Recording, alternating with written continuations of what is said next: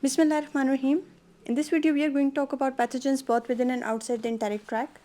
E. coli is a straight gram-negative rod. It is lactose fermenter having three antigens: capsulated K antigen, flagellated H antigen, somotile and cell wall O antigen.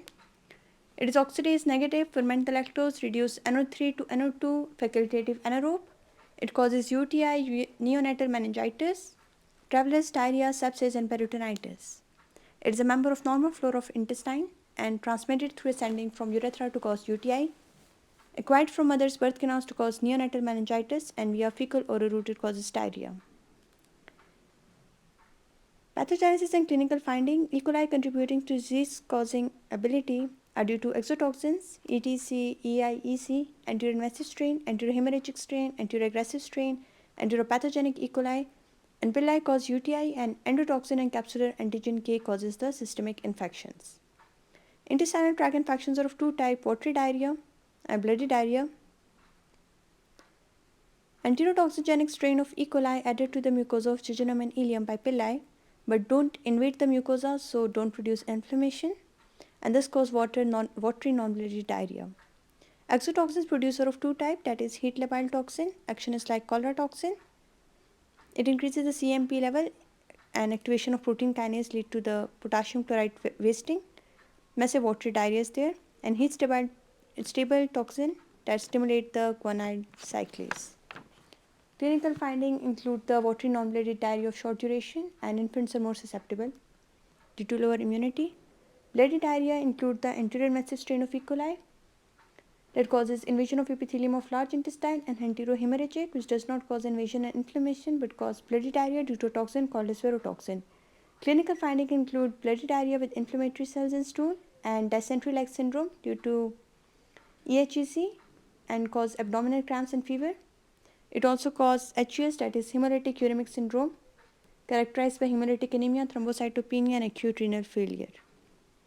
It also causes urinary tract infection because some strain of pili have adhesive protein which aid their ability to ascend the urethra into bladder, so cause cystitis, and ascend the ureter into kidney, so cause pyelonephritis. E. coli is the most common cause of UTI in hospitalized patients with catheter in urethra and in women due to shorter urethra and urethra closer to anus. Burning symptoms include the burning on urination, having frequency and feeling of fullness over bladder. Systemic infections include the meningitis. It is due to cell wall O antigen and have features of sepsis such as fever, hypotension, disseminated intravascular coagulation, and capsular polysaccharide K antigen act as antiphagocytic and have role in neonatal meningitis. Clinical findings include E. coli is the second most common cause of neonatal meningitis, and it includes the inflammation of meninges, intense headache and fever, muscular rigidity, and convulsions. In lab diagnosis, the specimen can be feces, urine, blood, pus, and microscopy we see gram-stained smear seen under microscope show gram-negative rod. Culture on McConkie agar E. coli give pink smooth colonies due to lactose fermentation. On EMB media, it gives small flat colonies with definite metallic green sheen. Biochemical test in triple sugar iron agar, as it is lactose fermenter, so it produces acid on slant, yellow color, and acid in bird2, that is yellow color with bubbles. Methyl lead test, when E. coli is inoculated in glucose broth, it causes glucose fermentation, this produces acidity. Now adding methyl lead indicator, color of medium turn red, this E. coli is red positive. Test that distinguish E. coli from other lactose fermenter, indole test, it is indole positive. And lysine decarboxylate test, E. coli causes decarboxylation of lysine, so E. coli is lysine decarboxylase positive. That's all from E. coli. In next video, we are going to discuss the salmonella. That's all.